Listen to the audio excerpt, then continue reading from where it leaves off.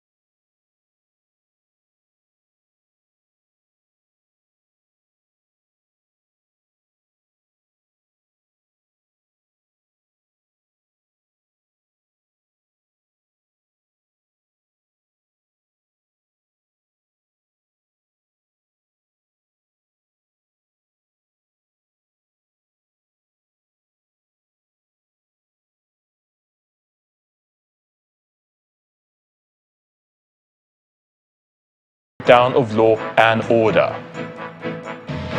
On business news tonight, International Monetary Fund IMF describes Nigeria's economy as one of the most stable on the African continent. On sports news tonight, 9-time African champions, the Super Falcons of Nigeria, extend their unbeaten run to 3 games after stunning FIFA Women's World Cup co-host New Zealand 3-0 in an international friendly in Turkey. And from the nation's capital, United Kingdom pledges continuous support to enable Nigeria curb insurgency and terrorism as it moves to deepen military partnership with the country.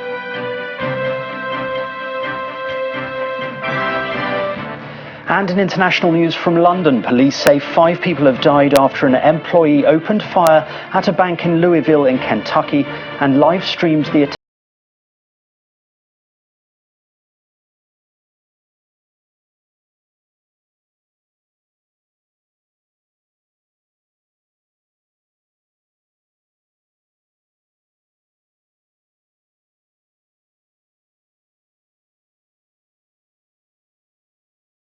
Assembly, where the House of Representatives Ad Hoc Committee has invited the Finance Minister, the Secretary to the Government of the Federation, the Accountant General of the Federation, and the Nigerian National Petroleum Company Limited, among others, to answer some questions.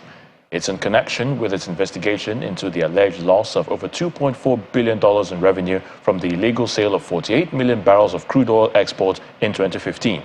The committee is also concerned about the disparity in figures from crude oil sales from 2011 to 2014 and is accusing the Minister of Finance of improving payments to whistleblowers at variance with the whistleblowers policy. Our correspondent Terry Kumi reports. Respected colleagues, the House of Representatives continues its investigation into a whistleblower's allegation of illegal sale of 48 million barrels of Nigeria's bonylite crude in China in 2015, valued at $2.4 billion. The Speaker, through his representatives, is concerned about the safety of the whistleblower. The policy is without statutory backing and the receipts and expenditure of these proceeds. It does appear to conform with the constitutional provisions, and the payment of compensation does not appear to be somehow transparent. Let me state emphatically that while whistleblowers who may have volunteered information to this Honorable House will receive the maximum legislative protection and confidentiality. One of the agencies invited is the Code of Conduct Bureau and is represented by a former member of the House of Representatives and present Federal Commissioner at the Bureau. He said he had moved the same motion in 2017 and investigation was concluded. After 7 years, we are still where we are. I'll be talking, I'll be speaking. That is not the issue. It is the will, the commitment to see that Nigerian resources that have gone to global destination should be brought back to Nigeria. The motion you then move in the 8th Assembly was the investigation concluded, and if it's concluded, so that we'll be able to have it as a referral document, the clerk can get that report that was laid. Investigation, to the best of my knowledge, was perfectly done, and it was brought to the Committee of the Whole as are there. Whether it was unanimously passed is what I cannot recall.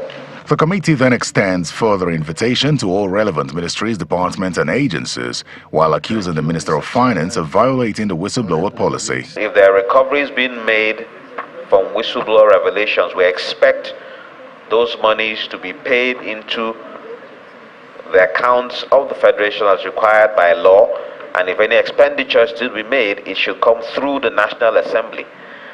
But that does not appear to be the case, and we are inviting the Honourable Minister of Finance, the Attorney General of the Federation, the Secretary to the Government of the Federation, and all other stakeholders involved in the implementation of the whistleblower policy to appear before the committee.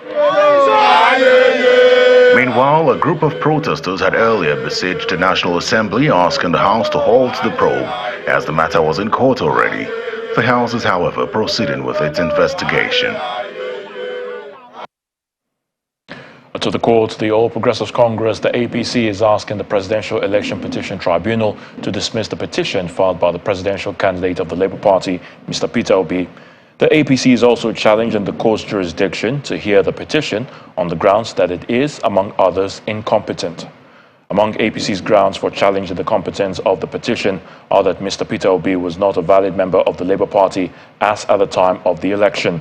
The APC argues that Mr. Obi was a member of the People's Democratic Party until May the 24th, 2022, and was screened and cleared as the party's presidential aspirant in April 2022. It adds that Mr. Obi purportedly resigned his membership of the PDP on May the 24th, 2022, to join the Labour Party on May 27th, 2022. That Labour Party conducted its presidential primary on May the 30th, 2022, which purportedly produced Peter Obi as its candidate, which time contravenes Section 77(3) of the Electoral Act for him to contest the primary election as a member of the Labour Party. The APC submits that by the mandatory provisions of Section 77(1), 2 and 3 of the Electoral Act 2022, a political party shall maintain a register and shall make such register available to the Independent National Electoral Commission not later than 30 days before the date fixed for the party primaries, congresses and convention. It maintains that as of April 30th, 2022, Mr. Peter Obi was still a member of the PDP and his name was not and could not have been in the register of members submitted by the Labour Party to INEC. The Labour Party and Peter Obi are challenging the victory of President-elect Bola Tinubu of the APC, winner of the February 25th presidential election, on grounds of alleged non-qualification and non-compliance with the Electoral Act, as well as Tinubu's alleged drug case in the United States. But the APC said the President-elect Bola Tinubu only surrendered $460,000 in 10 bank accounts that were opened in either his name or that of Compass Finance and Investment Company. Meanwhile, the Lagos State Governorship, National and House of Assembly Election Petition Tribunal has received a total of 48 petitions in respect of the 2023 elections held on February 25th and March the 18th. A breakdown of the petitions as obtained from the Secretariat by Channels Television shows that 4 petitions were filed to challenge the governorship elections held in the state on March the 18th, 2023. Among the petitions are those filed by the PDP and its candidate, Abdulaziz Adediran, as well as the Labour Party governorship candidate, Gbadebo Rhodes Viver. The governorship candidate of the Labour Party, Mr. Rhodes Viver, listed 3 grounds on which his petition is based: that Governor Babajide Sanwo-Olu was at the time of election not qualified to contest the poll. He also states that the election of Governor Sanwo-Olu was invalid by reason of corrupt practices or non-compliance with the provisions of the Electoral Act 2022 and the Constitution. The 3rd ground is that Mr. Sanwo-Olu was not duly elected by majority of the lawful votes cast in the election. He asked the tribunal to nullify Mr. Sanwo-Olu's victory and declare him the winner of the election. Mr. Adediran and his party, the PDP, on their part, listed 2 grounds of appeal to the effect that the governor of Lagos, Babajide Sanwo-Olu, and his deputy, Quadri Hamzat, were at the time of the election not qualified to contest. He also states that Mr. Rhodes Viver, who was declared by INEC as having scored the 2nd highest number of votes, was, at the time of the election, also not qualified to contest. Therefore, all votes cast for the APC and the Labour Party candidates be declared wasted.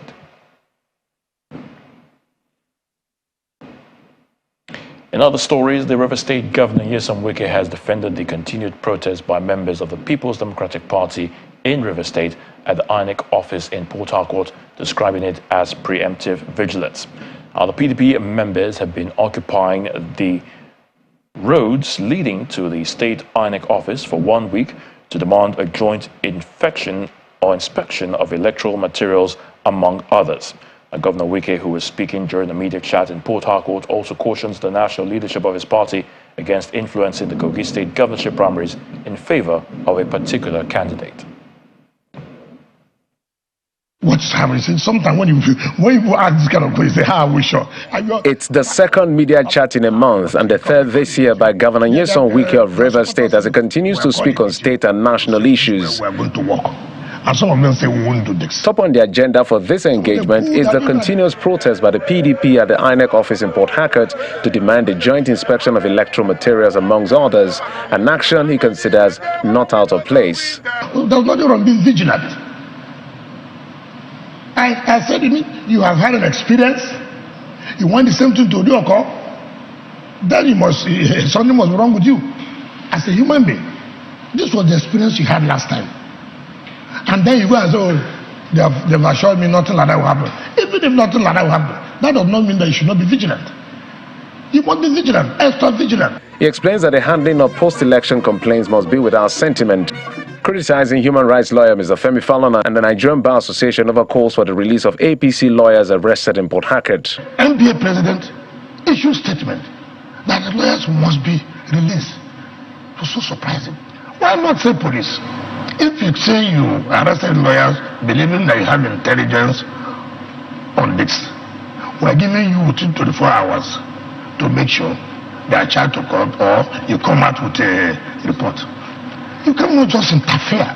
Meanwhile, as the governorship primaries in Kogi, Imo and Bayelsa State inches closer, Governor Wike advises the acting chairman of the PDP to act differently from the suspended chairman, especially as it concerns delegate list. Damagun has called me over and I said, listen, I hear you are the acting chairman now, as provided by the constitution. You have to show difference. You have opportunity. There will be primaries. Elections will come, like what they are going for now in Kogi State. And of course, you have seen what is going on. How lists have been, changed to favor a particular candidate. Yeah, the delegate list to favor a particular candidate whom, as far as I'm concerned, is dead on arrival. There's no way, if what they are planning happens in Kogi State, where they are toying, they are giving opportunity to Dino Nilai. And this is what I tell people. You started to fail first. When you give Dino that ticket, you know he won't win in Kogi State.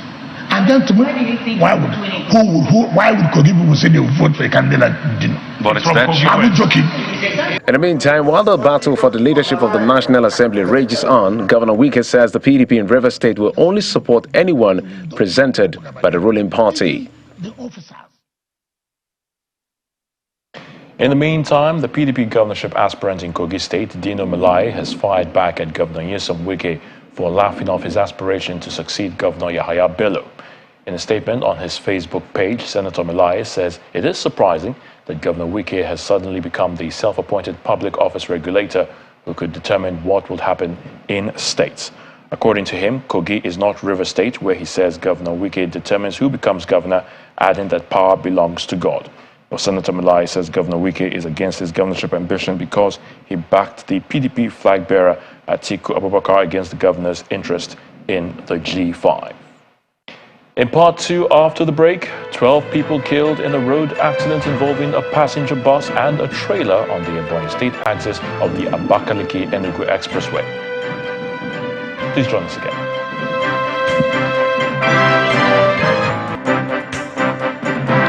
Welcome back. If you've just joined us, you're watching the news at 10.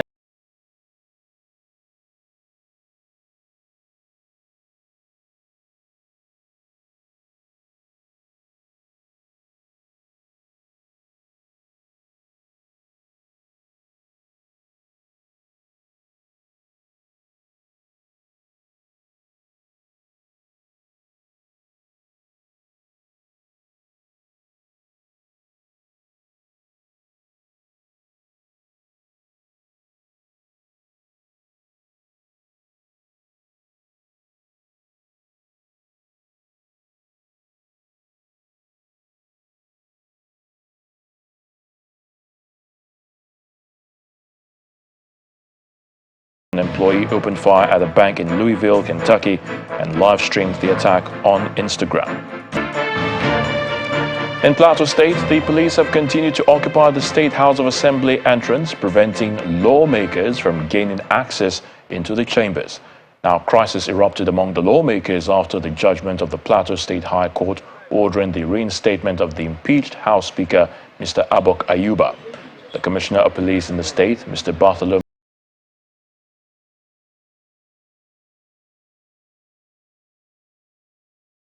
based on intelligence reports, informed the continuous sealing of the assembly.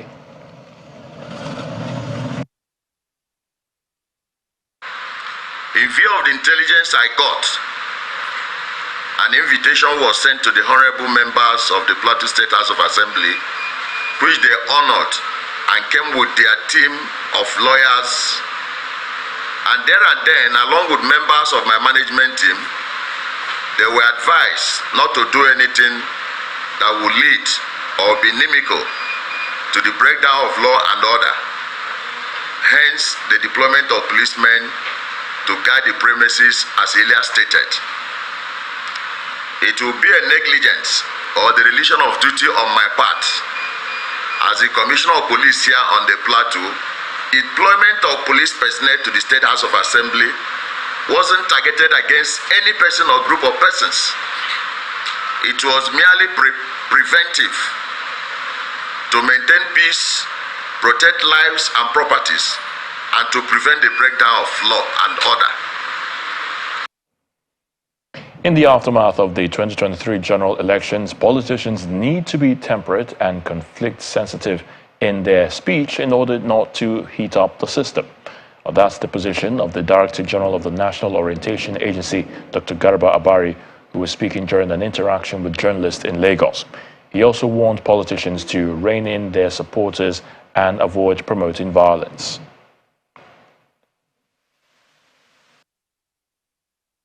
Many of the things that we are witnessing are nothing but fallout of the character, the behavior, and the conduct of our political leaders, who do not put the country first, but self.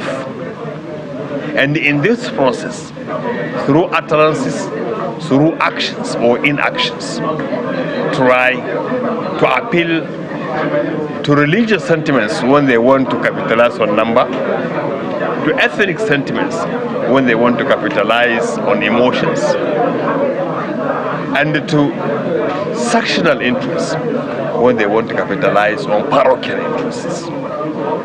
So these are some of the things that we all have to be very careful about, we as citizens, so that we should discern and be able to disaggregate between those who love the country and those who do not. The elections have come and gone, and happily one of the least violent elections that we have witnessed.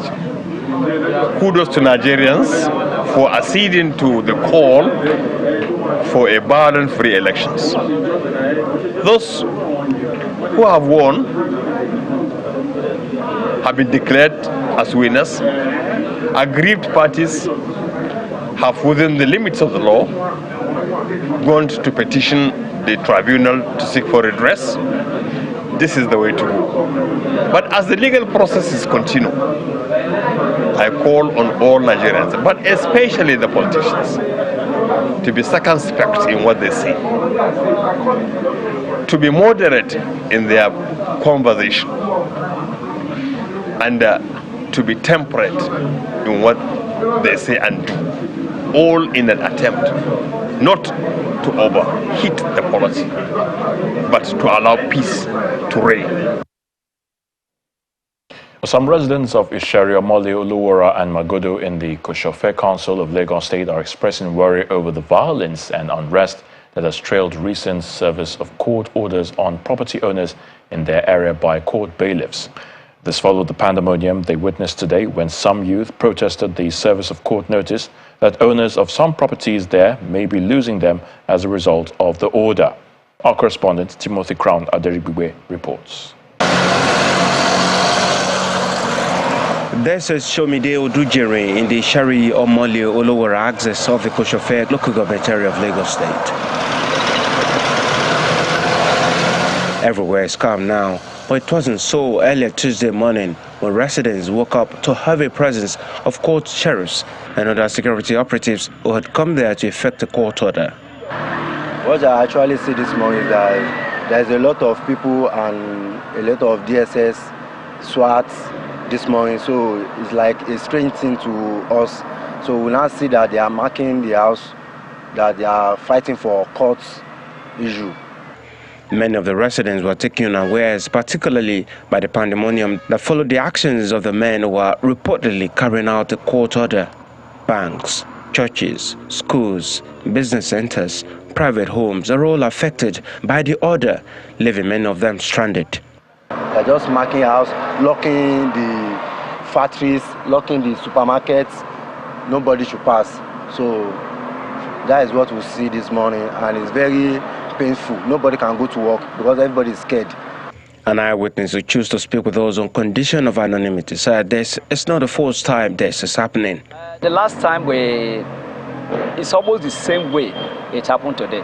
They came very early in the morning, start taking possession of the properties around this area based on lower court judgment, high court judgment that was delivered in their favor. So that's what happened last year. This is an appeal court judgment now. We can't even open the place for business. No business today. All of us are going home now to sleep for today until the landlords will come back and tell us the next thing to do. This development stems from a struggle for ownership of a parcel of land said to span over 151 hectares between the Olofin of Isheri chieftaincy family and Princess Josephine Momo. One of the lawyers representing the family says this substituted service was to draw the attention of the owners of affected houses to the ruling of the appeal court. There is a judgment of the court which the owners of land were trying to execute, and those informations contain the details of the judgment of the court which they intend to execute. Effort to speak to the other party in the matter, Princess Josephine Momo, or her legal representatives, have so far proved unfruitful. Affected property owners are said to have been told to relate with the Sharia Olofin family solicitors urgently, otherwise they could lose their property. While the legal impasse continues, those directly affected are sending a save our soul message to the Lagos State government to intervene. Timothy Crown, RDBB, Channels Television News. 12 persons have been confirmed dead following an accident involving a commercial bus and a trailer on the Abakaliki-Enugu Expressway earlier today. An eyewitness told Channels Television that the bus collided with a trailer from the opposite direction around Ishielu and Kalagu axis of Ebonyi State.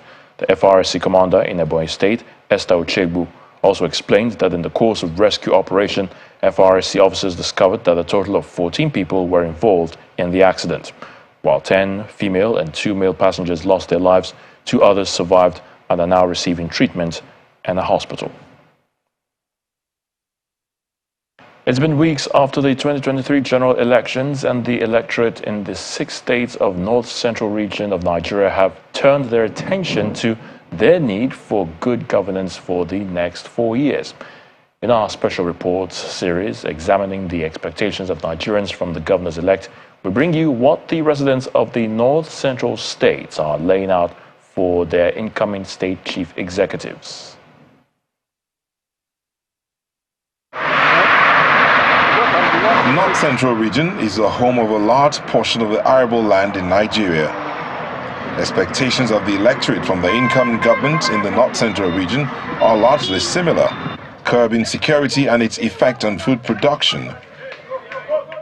Plateau State has had its fair share of insecurity, which has adversely affected good governance.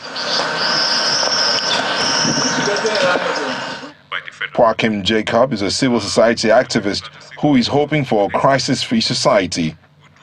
He wants better funding of agencies involved in peacekeeping and peace building to facilitate the drive for a crisis-free society. Peace and security on the plateau has been a nightmare, managing it. where, of course, we've seen previous efforts like the establishment of the Operation Rainbow and the Plateau Peacebuilding Agency, among other efforts by the federal government too. For the Plateau State Governor, the next person to come on board would need to see the empowerment of the Plateau Peacebuilding Agency through the repealing of the law establishing it, where it should be able to coordinate other efforts of CSOs on the Plateau. Good enough. The Plateau State Governor-elect has set its priority on security with the view to strengthen security at the grassroots. It's a duty and responsibility of any government worth its salt to ensure the security of lives and property of its citizens. And by God's grace, when we come into government from May 29th, we're going to set in motion a robust plan to rejig the entire security architecture of the state. And I've said it often, that security is not about the presence of guns. It's about living in harmony in society. In neighboring Nasarawa State, some attention has been paid to security to create a safer business and investment environment. The result is the attraction of over $500 million worth of investment to the state. We have worked in a proactive manner to ensure relative peace while leveraging on that to attract investors to our state. Now that you have given us your renewed mandate, I can assure you that we shall work together to improve on these achievements. Security tops the wish list of both the electorate and the governor-elect of Benue State, who has vowed to resettle those displaced since 2018 across the IDP camps. While Ukankuru, a civil society activist, wants the backlog of unpaid salaries and pension arrears cleared, the Minister for Special Duties says the Reverend Father Hyacinth Alia administration will leverage on agriculture. The incoming government needs to focus on salary payment and then infrastructure. We don't have investors in this state. We know very well that tax is something that has been killing us here. But if we have investment in this state, we wouldn't even mind about that. But these two things are some of the things that are killing us: salaries, infrastructure, investments. We have to have investors invest in this state to take us away from this issue and these problems we're having now that we've not been able to do anything much in the last 8 years of almost every government. He is an indigent. He's aware of the problems that have confronted us, the difficulties we have faced and the deficiencies observed in the provision of essential amenities and the provision of healthcare services, and even the issue of school performance, educational performance in the state. So there are so many things that are begging for solution. This is basically an agricultural state, and his program is rich in agricultural content, and this is also its synergy with the Asuwaju Shetima administration. They have made a strong promise to help Benue to rebuild, to restart, to recover from 8 years of neglect. The residents of Kwara State advised the governor to focus more on opening new communities. They believe that the road infrastructure will ease connectivity between the old and the new. Meanwhile, the governor, who's returning for a second term in office, has decided to sustain the development efforts he had started. We want the governor to ensure that he doesn't go through the wheel of renovation of an existing projects or structures. We want him to do a paradigm shift in his approach. When it comes to the projects, we want new locations, new roads, and new communities springing up in this second tenure of the Governor Brahman Abdulrazak. While the residents wait to see their desires manifested through good governance, transition committees are beginning to emerge to probably document these expectations. In Benue, the transition committee set up by Governor Samuel Otom has opened up discussions with the governor-elect, Reverend Father Hyacinth Alia. Transition activities have kicked in Plateau and Niger State, where new governors have emerged. But in all, Nigerians in this state only want a better deal.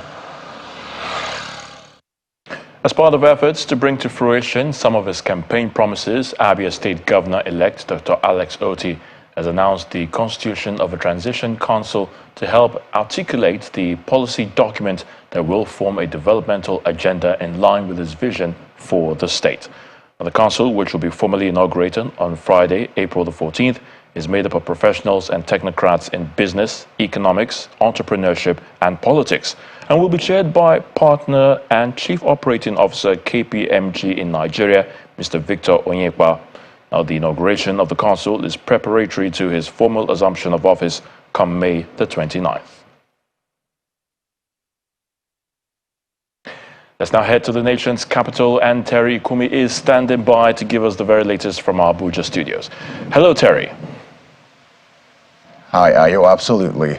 Now, as part of efforts to reduce insurgency and terrorism to its barest minimum, the Minister for Armed Forces and Veterans of the United Kingdom, Mr. James Heapy, is pledging the continuous support of Britain to Nigeria.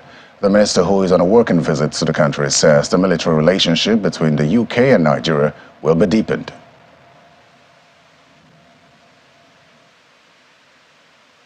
That friendship has been renewed again and again and again since the point of independence, because we have worked together to address challenges like maritime insecurity in the Gulf of Guinea or terrorism in the Lake Chad Basin, and we will continue to do so.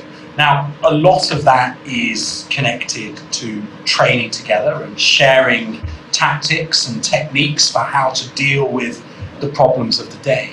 But also it's to do with a shared inventory. It's to do with operating the same kit, like, for example, the Husky armoured vehicle, which was a vehicle that was used very successfully by the British Armed Forces in Afghanistan. It's designed to be used in counterinsurgency type operations, such as is needed to address some of the security challenges in this part of the world. And so that combination of training together, developing capability together, added to our shared history, is what makes the relationship between the UK and Nigerian armed forces so strong. And I have every confidence it will continue to be strong for many decades to come. Now, the president has arrived in Medina, Saudi Arabia after leaving Abuja earlier today to begin an 8-day official visit to the Middle East country. Upon his arrival, he was received by the Deputy Governor, Saud Khalid Al-Faisal, and later visited and prayed at the Prophet's Holy Mosque this evening. According to the presidency, this visit is to be his last official trip to the Kingdom as President of Nigeria, as he is due to hand over power to a new administration on the 29th of May 2023.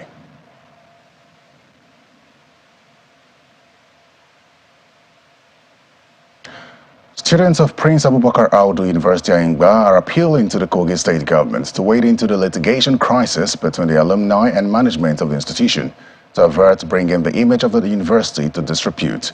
The students, through their union body, made the appeal against the backdrop of the crisis, which they believe, if not stopped, may disrupt the academic activities of the institution. There appears to be no end in sight to the crisis rocking the Prince Abubakar Audu University, as the management of the institution insists that the alumni of the university, rather than seeking to pursue the ideals of an alumni association, has resorted to devising ways of milking the university dry at all cost. Seated in this hall are top management of the institution, heads of student body, and the media. Addressing the gathering, the Vice-Chancellor of the institution, Professor Maria Tutenuche, sets the record straight. It has always been a fight over money or dues, over the monies they were collecting. And let me also state this, that the money we are talking about are dues, are money levies on our graduating students. While giving details of what happened even before she was appointed, the Vice-Chancellor pointed out that the Alumni Association of the Kogi State University has been enmeshed in leadership crisis, with two factions laying claim to the legitimacy as national executives of the association. The Vice-Chancellor maintained that the individuals who are bent on bringing the university alma mater and the leadership of the university to disrepute are the sponsors of a series of media attacks on the university. When they came, initially they had to sort themselves out.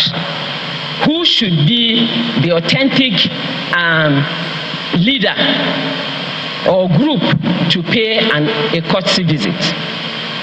And I made my position very clear that I was not going to relate with any alumni group until they try to resolve the issues between them. The student body also called on the Kogi State government to intervene before the matter gets out of hand. I urge the government to look into the situation on ground and resolve it amicably between the school management and the alumni union, so that there will not be crisis between the management and the alumni association. All efforts to speak with the faction of the alumni proved abortive, as they insist they are approaching the court.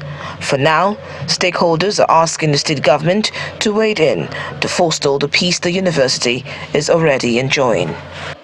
While still on education, in Ekiti State, the management of the State University has shut down academic activities in the institution for 2 weeks.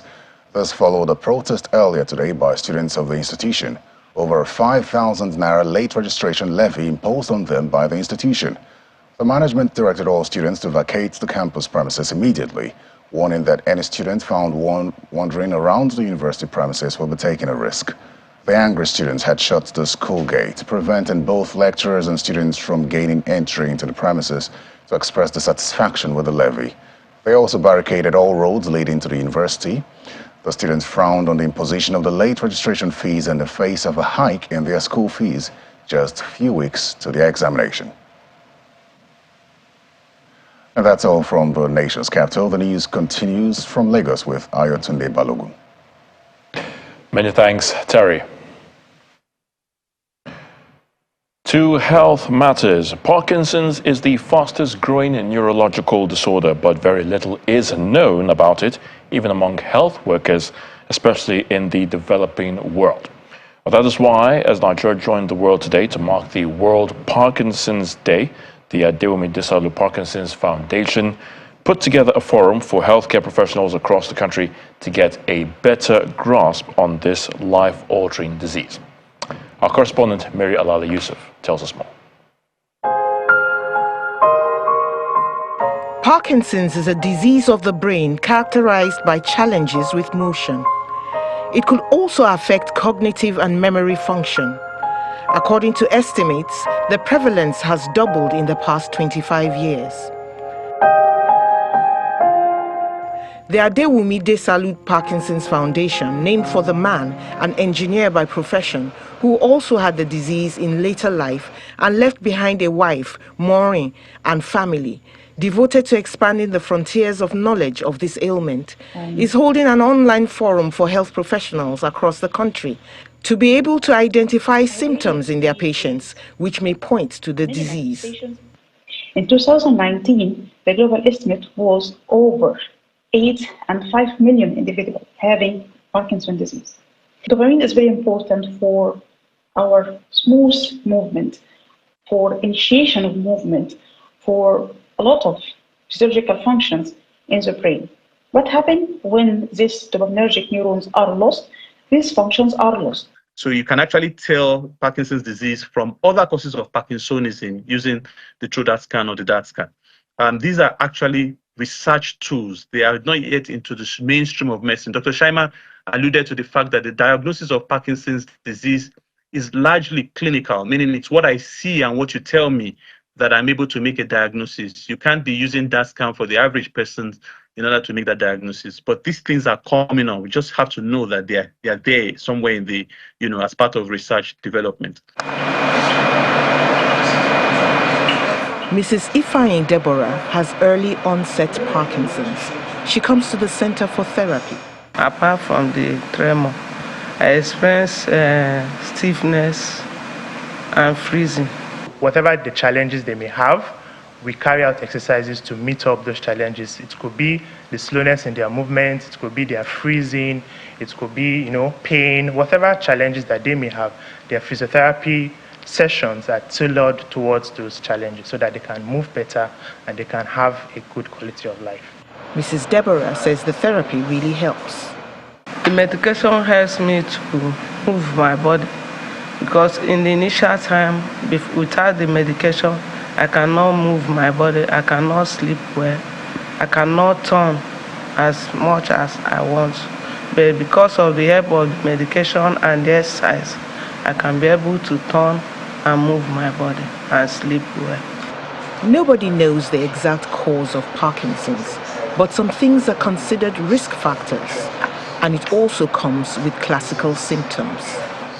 People who are within the ages of 60 and 65 are at risk of coming down with Parkinson's. There are motor symptoms and then there are non-motor symptoms. The motor symptoms are the symptoms that are visible, the ones that you can see.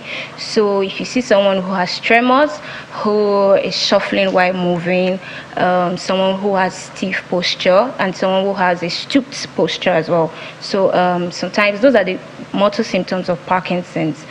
Parkinson's disease has no cure, but if detected early, can be managed.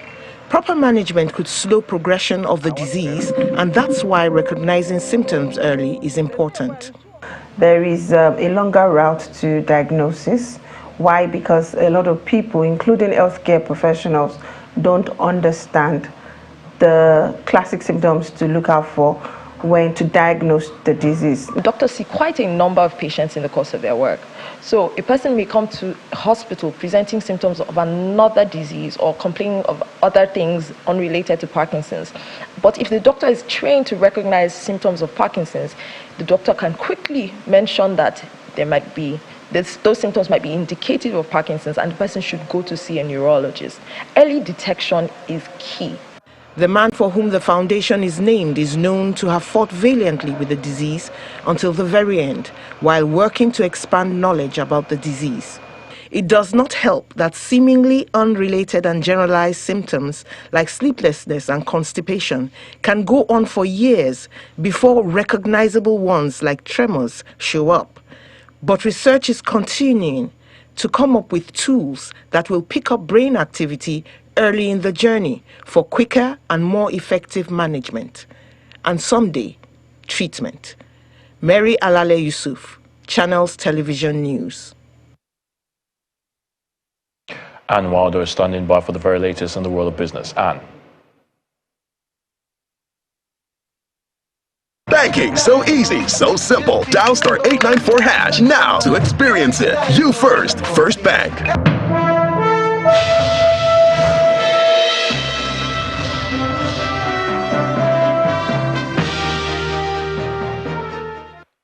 Thank you, Ayo. Hello and welcome to Business News.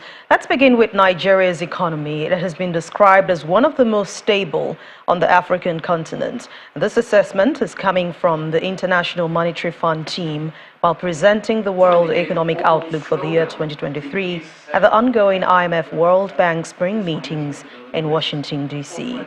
IMF's head of research, Daniel Lay, says in spite of the high inflation in Nigeria, tightening monetary policy will address major concerns in the economy.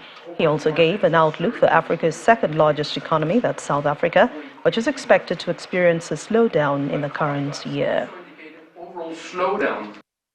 For Nigeria, our forecast is one of the most stable ones. For this year, we have an increase, a slight increase. We have 3.3% in 2022. That's an upward revision. And for 2023, about the same, 3.23% in 2024. So this is an economy with very high inflation as well. And this is why we have a forecast of about 20% for 2023. And one of our main recommendations is to tighten the monetary policy to ensure that this inflation comes down towards the more target levels. So that's for Nigeria. For South Africa, this is an economy where we have a sharp slowdown to about 0.1% growth this year.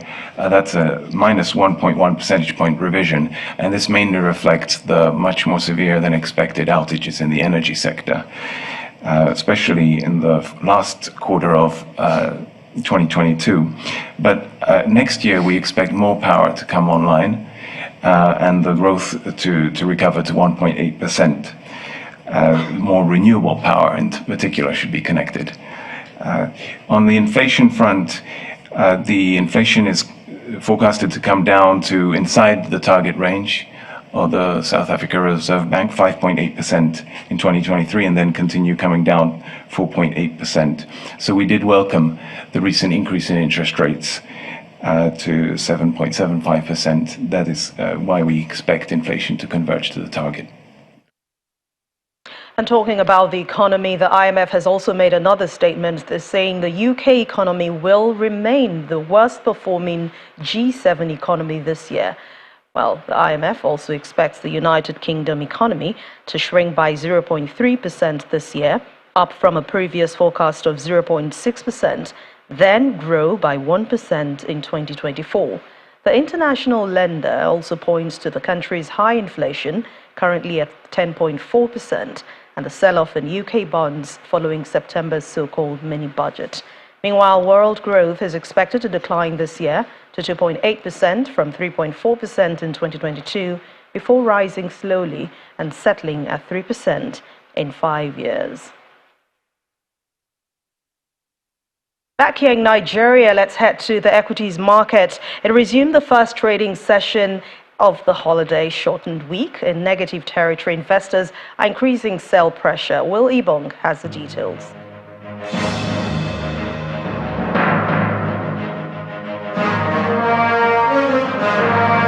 Welcome to the stock market report. Last week was a bearish week for the equities market. The market lost a total of 675 billion naira in 4 trading days. Now, after resuming for the 2-day Easter holiday, negative sentiments continue as the all-share index dipped further by 1.96%, taking the index below the 52,000 level. Now, the significant plunge by 196 basis points was largely driven by a drop in Airtel Africa, which was down 10% today, and it continues to take the downward path.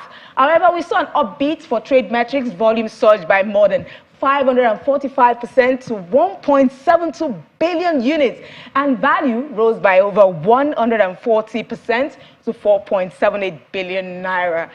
Now, can equities manage to make a rebound from the mounting sell pressure? Let's see how investors and traders play in the second trading session for the week, and that's tomorrow. So that's the stock market report, and Will Ebonyi is back to you.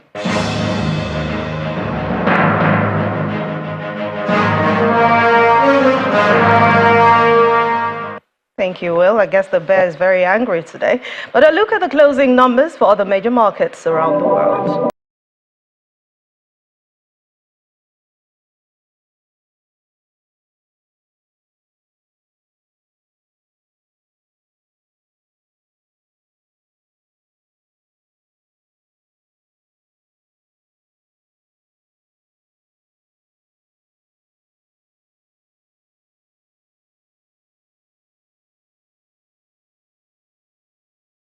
Business News Tonight. Thank you for watching. I'm Anne Nwawadu. The rest of the news at 10 continues now with Ayotunde.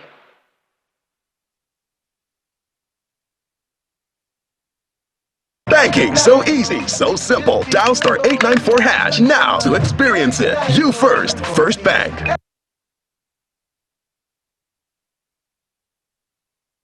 Thank you, Anne. Dozens of classified U.S. documents have been leaked and are now circulating on the internet. Well, images of the classified files have appeared on messaging app Discord since February. Complete with timelines and dozens of military acronyms, the documents, some marked top secret, paint a detailed picture of the war in Ukraine and also offer information on China and allies. Pentagon officials are quoted as saying the documents are real. Here's Simon Pusey with more on this and other international stories in Around the World in 5. Good evening and welcome to the channel's studios here in London with your international news around the world in 5. Police say 5 people have died after an employee opened fire at a bank in Louisville in Kentucky and live-streamed the attack on Instagram. I think the action is in that building right there. The victims were aged between 40 and 64. Among 9 others injured was a rookie police officer who had graduated to the force just 2 weeks ago. Police responded within 3 minutes and fatally shot the attacker in an exchange of gunfire. The shooting took place at the Old National Bank in the city centre at about 8:30 a.m. local time. So when we talk about praying, I hope people will.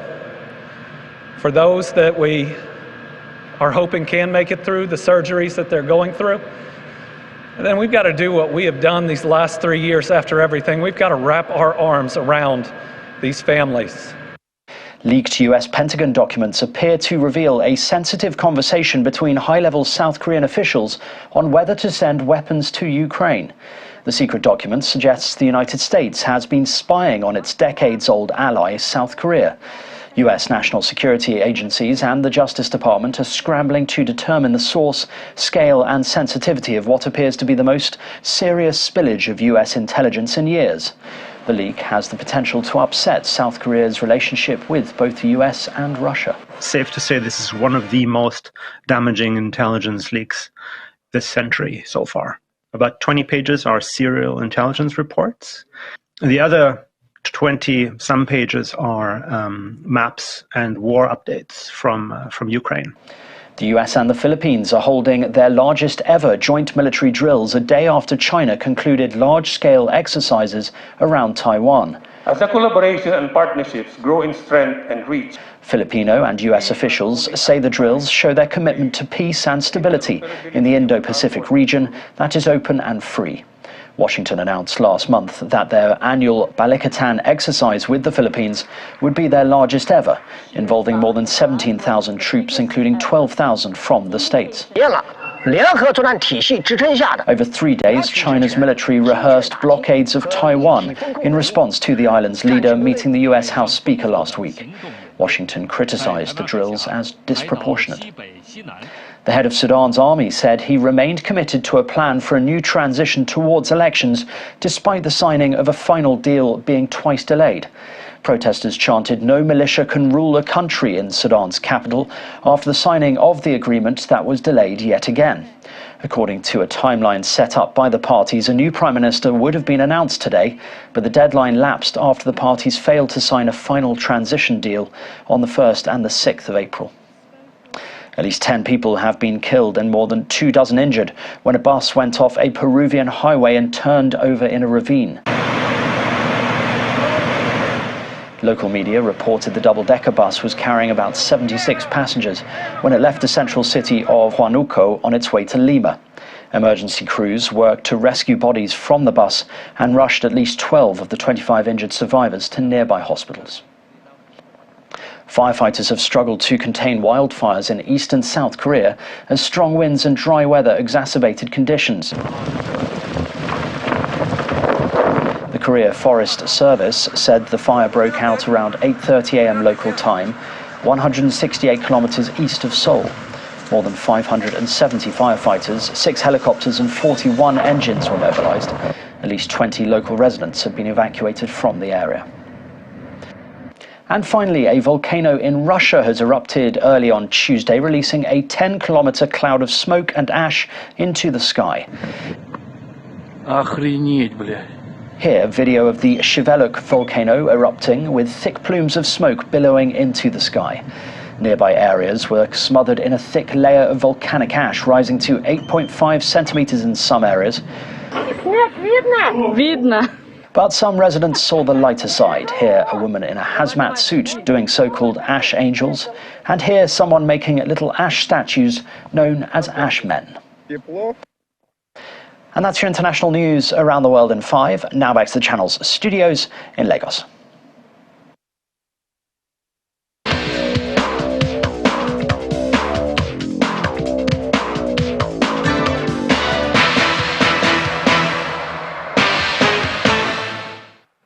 Thanks, Simon, and welcome to Sports News. The Super Falcons of Nigeria earlier today extended their unbeaten run to 3 games as they defeated the FIFA Women's World Cup host New Zealand 3-0 in an international friendly in Antalya, Turkey.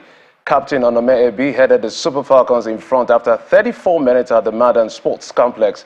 Jennifer Jejini made it 2 for the Super Falcons in the 48 minutes after some excellent wing play by Michelle Alozie, while Desire Baranazi made it 3 for the girls. Now, Manchester City hammered 6-time winners Bayern Munich 3-0 in the UEFA Champions League quarter-final first leg this evening. Rodri, Bernardo Silva and Erling Haaland scored for the English side, who travelled to Germany for the return leg next Wednesday. Inter Milan put on 1 foot into the Champions League semi-finals with a comfortable 2-0 win at Benfica, with Nicolo Barella and Romelu Lukaku netting in Lisbon. And Napoli's Victor Osimhen has been ruled out of tomorrow's Champions League quarter-final first leg with AC Milan after failing to recover in time from a thigh injury picked up on international duty. Napoli's star player and Serie A top scorer had been in a race against time to play in Wednesday's fixture at the San Siro. And world number 1, Novak Djokovic briefly ran into a spot of bother as he fought his way into the 3rd round of the Monte Carlo Masters with a 7-6, 6-2 victory against Russian qualifier Ivan Garkov earlier today. Djokovic had not played since early March when he reached the final in Dubai, struggled to find his range on the Monte Carlo clay before prevailing in Sunlight Court. Today he will next face Lorenzo Musetti.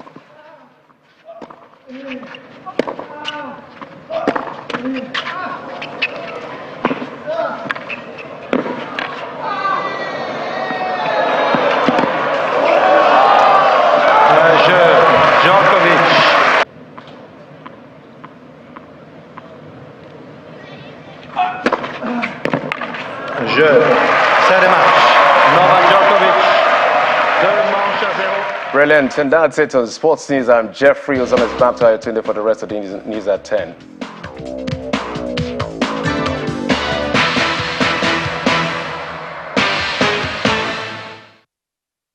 Thank you, Jeffrey.